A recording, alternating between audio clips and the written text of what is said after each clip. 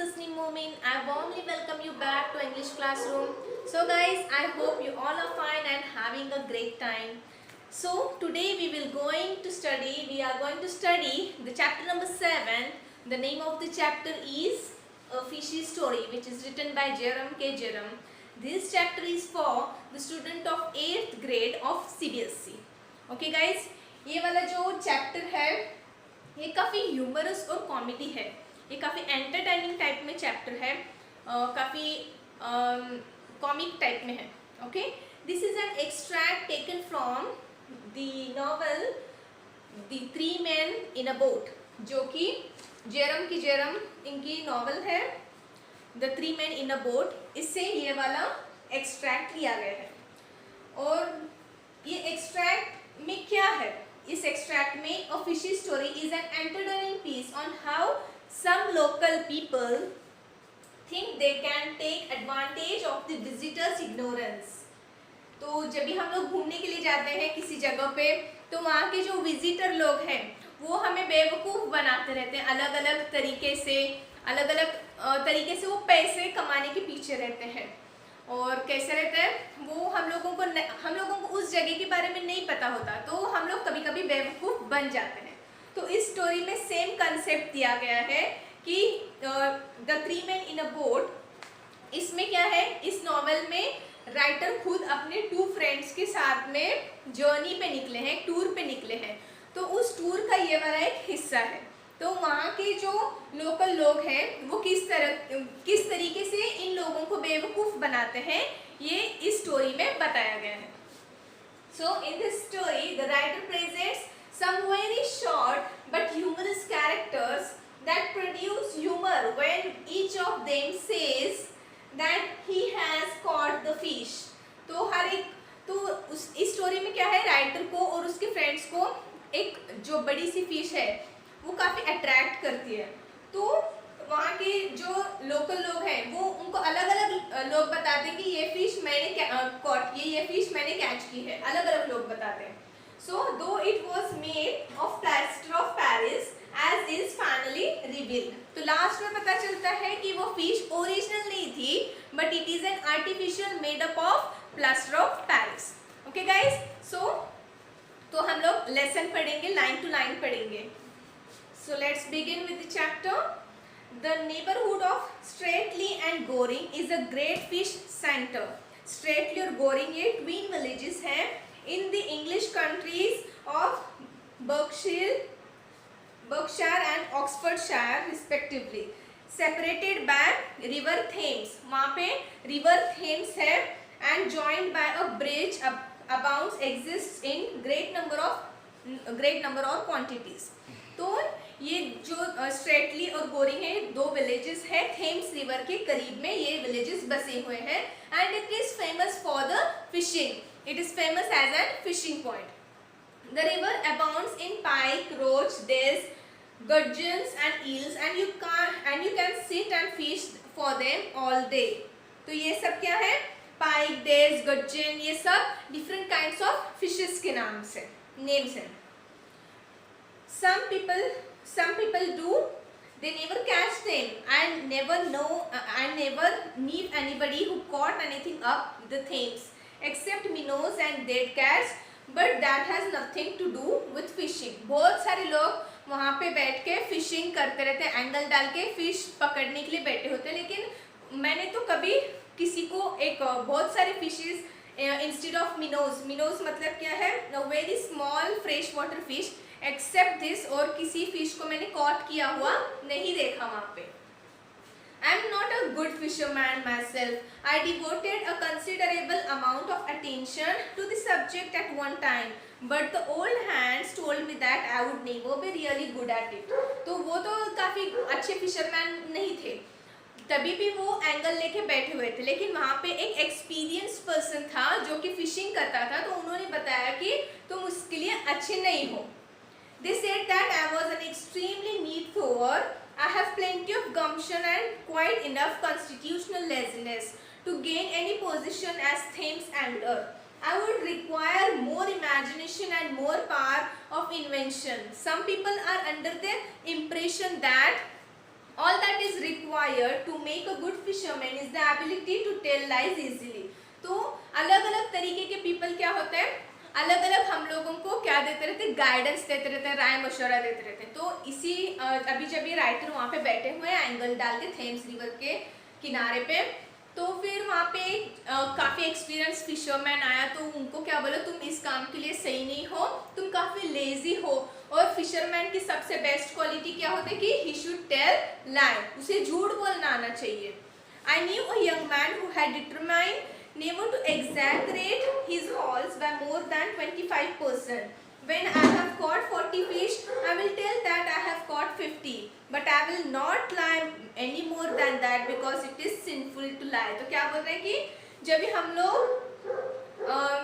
इसमें क्या बोल रहे हैं कि अगर हम लोग 40 फिश पकड़ लें तो हम लोग कैसे बताएंगे, बताते वक्त ऐसे बताएंगे कि हम लोग 40 पकड़े फिश, ऐसे नहीं, हम लोगों ने 40 फिशेस कैच किए ऐसे नहीं बताएंगे, लेकिन बताते वक्त थोड़ा ज़्यादा बताएंगे, एग्जैगरेट करके बताएंगे। Exaggerate means make something seem more than it really is, कि हम लोग अगर 40 फिश कॉट करेंगे तो हम लोग बताएंगे कि हम लोगों ने 50 फिशेस कैच किए हैं, लेकिन इससे ज़्यादा नहीं बताना बोलता है वो, क्योंकि इससे ज़्यादा बताएंगे तो वो एक सिन होगा, एक गुनाह होगा। Okay, but this plan did not work well, as the greatest number of fish he ever caught in one day was 3, and you can't add 25% to 3, at least not in fish. So to simplify matters he would just double the quantity. तो लेकिन ये वाला जो उनका जो formula था doubling का fish का, ये वाला इस पे काम नहीं किया। और वो काफ़ी कम तादाद में फिशेस पकड़ पा रहे थे। He stuck to this arrangement for a couple of months and then he grew dissatisfied. तो क्या होता है, थोड़े दिन तक इस काम में वो लगे, कपल ऑफ मंथ्स, काफ़ी महीनों तक इस काम में लगे हुए रहते हैं, बाद में वो इस काम से डिससेटिस्फाई हो जाते हैं। When he had caught 3 small fish and said he had caught 6, it used to make him quite jealous to hear a man who he knew for a fact that only caught 1 going about telling people he had landed 2 dozen. Eventually he made one final arrangement, and that was to count each fish that he caught as 10 and to assume 10 to begin with. For example, he did not catch any fish at all, then he said he had caught 10. You could never catch less than 10 fish by his system. That was the foundation of it. Then if by any chance he really did catch 1 fish, he called it 20, while 2 fish would count 30 and so on. तो इस तरीके से fishes पकड़ रहे थे कुछ और उसकी गिनती कुछ अलग बता रहे थे लोगों को। ये झूठ वहाँ के लोगों में चल रहा था। One day George and I went to a parlor and began chatting with an old fellow there. Then a pause ensued in the conversation, during which our eyes rested upon a dusty old glass case fixed high up above the chimney piece and containing a trout. तो एक दिन क्या हुआ, George जो कि उनके friend है, उनके इस जर्नी के साथी है, वो उनके साथ में कहाँ पे गए, एक पार्लर में गए, और उनकी नज़र एक कहाँ पे गिरी, एक ओल्ड ग्लास केस, एक जो फ्रेम होता है ग्लास केस का, उसके ऊपर पड़ी, और उसके अंदर एक मछली रखी हुई थी, एक फिश थी जो कि हाइट पे थी, ऊपर हाइट पे लगाई हुई थी। Ah, said the old gentleman, following the direction of my gaze. Fine fellow that ain't he? George asked the old man how much he thought it weighed. तो वहाँ पे एक ज़ईफ आदमी, बूढ़े आदमी आए थे, तो उन्होंने देखा कि ये लोग ताज्जुब से उस फिश की तरफ देख रहे हैं, तो वो पूछ रहे हैं कि तुमको पता है इस फिश का वेट क्या होगा करके जॉर्ज जो उनके दोस्त हैं वो उस ओल्ड मैन को पूछ रहे हैं। 18 pounds 6 ounces, he said.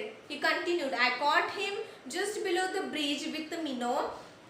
You don't see many fish that size about here now. तो क्या बोलते हैं, वो फिश का वेट जो है 18 pounds और 6 ounces है, और उस फिश को मैंने ही पकड़ा है उस ब्रिज के नीचे, थेम्स रिवर के वहाँ पे जो ब्रिज है उसके नीचे, विद अ मिनो, और मिनो मीन्स और एक फिश भी पकड़ी उन्होंने, मिनो नाम की और एक फिश है जो कि स्मॉल, लास्ट पेज पे आप लोगों को दिया हुआ है, minnows oh very small fresh water fish. ये मिनो और ये वाली फिश मैंने पकड़ी थी, और लेकिन अभी ऐसे फिश अभी वहां पे दिखाई नहीं देते थे, पहले हुआ करते थे अभी नहीं दिखाई देते, ऐसे वो बोलते हैं। And out he went and left us alone, और वो बाहर चला जाता है और उनको अकेला छोड़ता है। We were still looking at the trout when the local carrier who had just stopped at the parlor also looked at the fish. तो वो अभी तक उस फिश की तरफ देख रहे थे, तभी तक एक वहाँ का एक लोकल आदमी आता है पार्लर में, और वो भी देखता है कि ये लोग उस फिश की तरफ काफी गौर और फिक्र से देख रहे हैं। Good sees trot, good size trot said George turning around him. तो जॉर्ज क्या होता है, उस केस को देखते हुए रहते हैं और थोड़े उसकी तरफ टर्न करते हुए बोलते हैं कि काफी अच्छा साइज है इस ट्रॉट का। ट्रॉट मतलब क्या है, ये फिश का, इस फिश का साइज काफी बढ़िया है। May be you weren't here sir when that fish was caught, asked the man. तो वो आदमी क्या बोलता है, शायद आप यहाँ पे नहीं होंगे जब ये इस फिश को पकड़ा गया था। No, we told him we were strangers in the neighborhood. अभी वापस ये वाला आदमी भी इनको बेवकूफ कैसे बना रहा है देखो। तो क्या बोलता है वो फ्रेंड जो होता है जॉर्ज, वो बोलते हैं नहीं हम लोग तो यहाँ पे नहीं थे, हम लोग तो पड़ोस के गांव से, पड़ोसी हैं हम लोग इस गांव में, हम लोग इस गांव में नहीं रहते। We were strangers, हम लोग strangers हैं, हम लोग अजनबी हैं जो कि पड़ोस के गांव से यहाँ पे आए हैं। said the carrier, it has nearly 5 years ago that I caught the trout. अभी क्या बोलता है, हाँ अभी इसको तो 5 साल हो गए, 5 साल पहले मैंने इस ट्रॉट को पकड़ा था। Oh, was it you who caught it? Then said I. तो वो आप थे जिन्होंने इस मछली को, जिन्होंने इस ट्रॉट को पकड़ा, करके कौन बोल रहे हैं, जेरम की जेरम पूछ रहे हैं उनको। Yes sir, he replied. I caught him just below the lock list ways. Well, you see, he weighed 26 pounds. Good night, gentlemen. तो क्या बोलते हैं, अभी ये अलग बताता है। पहले वाले आदमी ने क्या बताया, फिश का वेट 18 पाउंड्स एंड 6 आउंसेस बताया, और अभी ये वाले क्या आप बता रहे हैं कि 26 पाउंड्स इसका वेट है। और पहले वाले ने बताया कि उन्होंने ब्रिज के वहां से उसको पकड़ा है, और अब ये वाला क्या बोल रहा है कि leastways means at least I caught him just below the lock. Leastways means ये दूसरी प्लेस बता रहे हैं। उन्होंने बताया था कि ब्रिज के पास में पकड़े, और इन्होंने बताया कि लीस्टवेज लॉक के पास में उसको पकड़े हैं। 5 minutes afterwards, a third man came in and described how he had bleakly caught it early one morning, and then he left, and a stolid, Solomon-looking, middle-aged individual came in and sat down over by the window. और 5 minute बाद में जाता है और तीसरा आदमी आता है, और वो भी बोलता है कि किस तरीके से उसने उसको सुबह सवेरे उस फिश को पकड़ा। तो अभी 5 मिनट के बाद में तीसरा आदमी आ जाता है और बताता है कि उसने उसको कैसे सुबह सवेरे ये वाला फिश पकड़ा। And then he left and a stolid solemn looking middle age individual came in and sat down over by the window. और वो बाद में चले जाते हैं और दूसरा एक मिडल एज का आदमी वहाँ पे आके बैठ जाता है।